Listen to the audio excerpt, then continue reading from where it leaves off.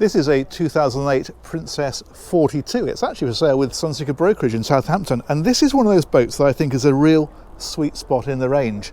When this came out, this was actually the smallest boat that Princess built, and in fact I think the smallest they do now is a 45. But what's nice about it is that despite being the smallest, that Princess quality is absolutely shot through this whole boat, and the layout I think is very, very optimal for a 42-foot boat. So I'm going to take you on board and give you the full tour and explain to you exactly what I mean. Now, this has the wide bathing platform to put a tender on, but these sockets here are to put in chocks that will allow a rib to sit on it. And what you've also got here, of course, is things like a boarding ladder under the back, and there's also a transom shaft when you come up from the swimming, and these little round fellows, those are lights. And as we step on, we find the cockpit. Decent size, enough room to put a couple of directors' chairs on this side and put a table out here if you want to. Again, some very nice details, like for example this fellow here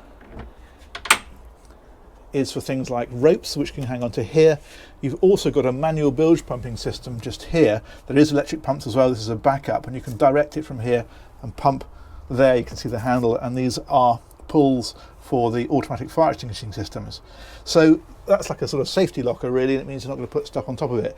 There is quite a bit of storage out here as well, but I think we'll come to that last. Let's go on to the inside and then work our way through. This is typical Princess quality of the era, with these very solid, chunky stainless steel doors. It's just very nicely put together. And then on the inside we have the cherry woodwork in high gloss, and then the tan leather and carpets. All looks very nice. And again, the detailing on this is brilliant. So you've got this, for example, is for your glasses and your bottles. And then there's also a bar area up in behind here. That control is for the central heating. It's diesel fired central heating, and there's a TV, as you can see as well.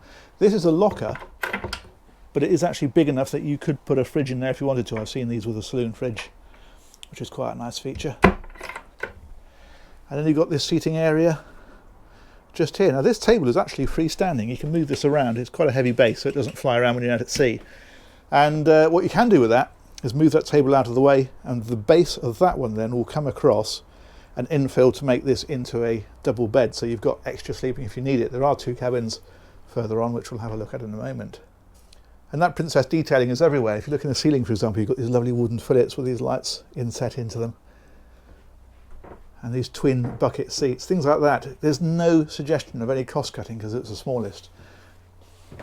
And then up here is the helm. You'll notice it's all matte black, so it doesn't reflect in the screen. That's a very good idea. Your multifunction display is here, so that's charts, depth, that kind of thing. This one's got bow thruster and stern thruster, which is a nice feature, so they will actually push the boat sideways when you're manoeuvring.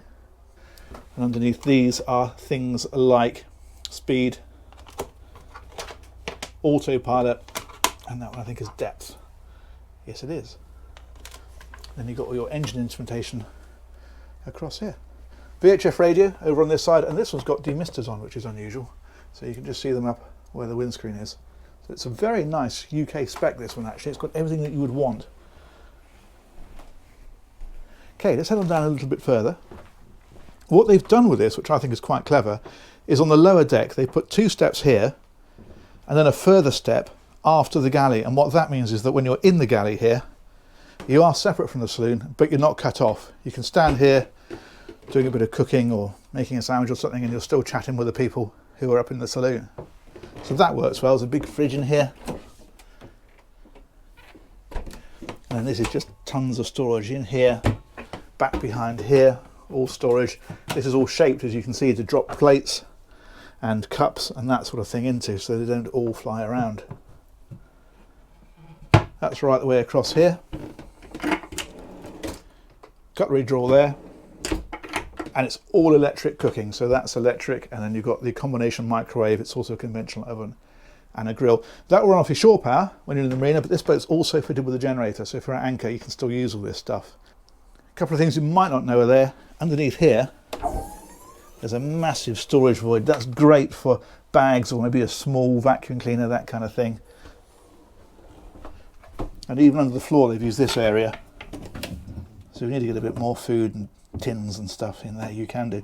You'll notice the little silver chaps on the ends, that's so you can pull that out and get into the bilges underneath it. Let's head on a bit further. Now this is a 2-cabin, 2-heads layout. So if we go right to the front, this is the master cabin up in the bow. Again, very nicely trimmed with things like they've done the headboard across the back, and you've got this nice, it's like a sort of an imitation suede material. I think it's called Alcantara. This is all storage up around the top of here. There's a nice little dressing area just here. Storage underneath, of course. And even that mirror you can open, and there's yet more storage in behind it. Same across that side, and a big wardrobe over on the starboard side. That TV, it looks like it's facing at a rather awkward angle, but in fact it's on a swivel bracket, so if you're using it at night, you can bring that right out and around thusly.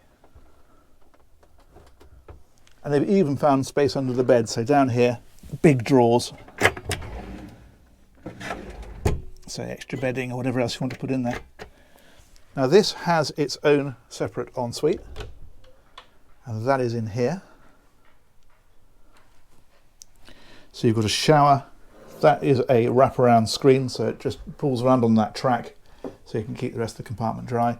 Toilet, obviously. This one's got the electric flush toilet. The buttons for it are here, which is nice rather than the manual.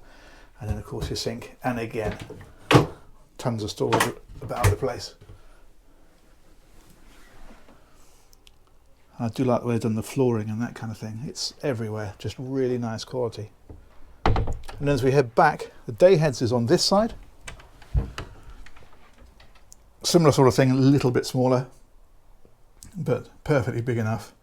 And again, that wraparound shower, very nice feature. And storage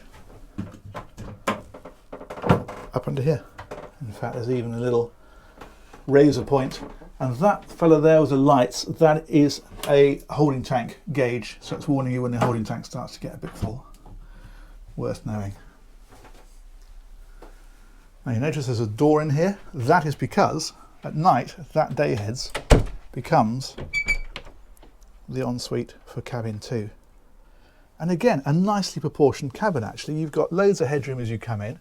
It drops a bit as you go down under the bed onto the beds, but it is very usable. Plenty of space, opening windows, another TV in here. And in fact, you notice these little fillets along here. I'm pretty sure that is so that you can put an infill onto there and make that into a double bed. I know it was an option when the boat was new. I suspect that's what this one's got. And you've got little reading lights in the ceiling for the beds as well, which is a nice touch. But again, beautifully finished, very nicely done. Big hanging locker in here and shelving in there as well. And that is that ensuite access. So at night, your guests or your kids are straight into there. Very nicely done. Back out of here, that takes us back to the galley area, and then we're straight out and back up to the saloon. So we're going to take a look around the decks, and we'll also have a look in the engine space. No crew cabin on this one, of course. It's very much an owner-operator size of boat. Slip my shoes on. So I think we'll head this way first, around the outside. Nice rail here to hang on to as you move around the boat. And that's your foredeck. You can get sunbathing cushions for this.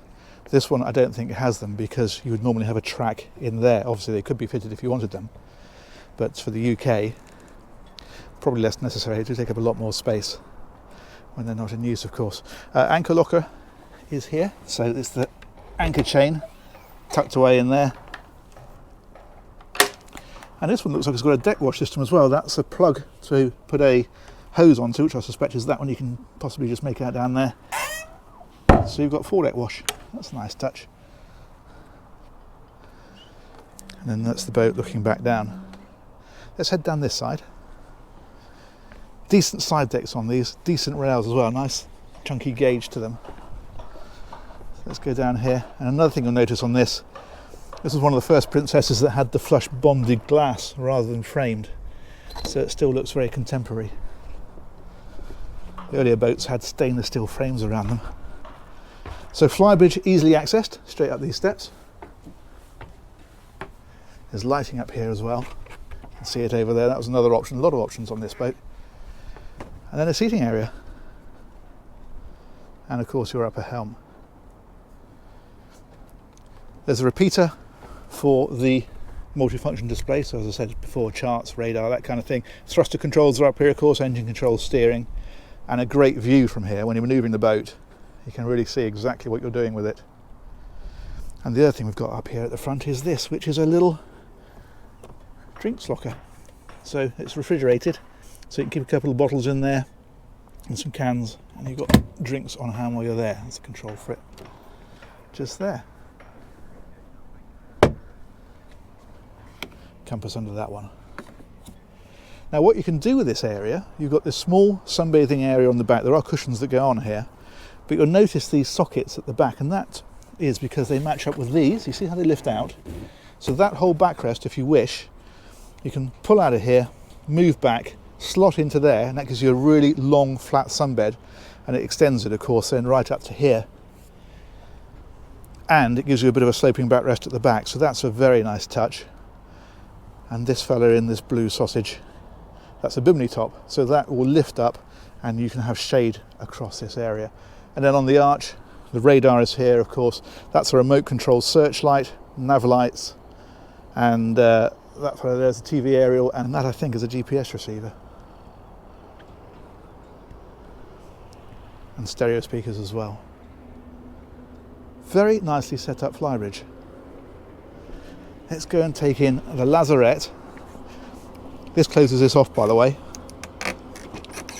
And the reason for that is because with that closed, there is a canopy that goes onto a track. You can see it just here.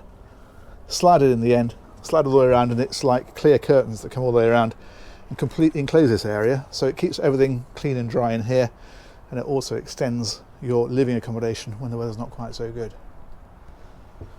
There's a big storage area underneath this back seat.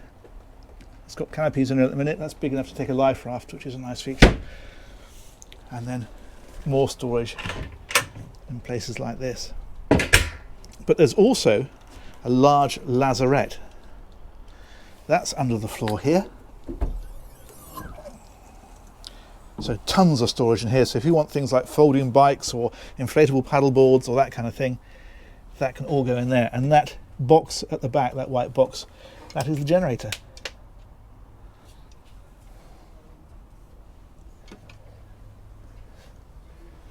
Very nice. Let's close that one back down. And then the locker directly in front of that is in fact access to the motors. Let's go and have a look. So in here we've got a pair of D6 435 Volvo Penta engines. They're straight shaft drive, so a very straightforward drive configuration. Gearboxes on the back of the engine's up ahead, and then the shafts spin with propellers on the end of them. Dead simple. Big exhaust silencers on here, so it keeps it all nice and refined. Those are going to give the boat, I would imagine, probably speeds up toward 30 knots, high 20s, maybe 30, that sort of area. And cruising therefore 20 to 25 knots very comfortably. I'm not sure of the range on this one, but I'm going to guess at about 300 miles, but you'd want to check that if you wanted to be certain. Now what you can do with this is up above are big hatches, so if engines are being serviced you can get the carpet up in the saloon and get down on top of them and really get to everything. The idea of this hatch is just so you can pop down here, do your daily checks, check your oil levels for example, and they've handed the dipsticks so that they're both on the insides of the engine where you can get them easily and just check everything is okay before you head off on passage. All pretty clean down here though, and well lit too. Very nice. These are the fuel filters on the back and raw water strainers, so again you can check those very easily.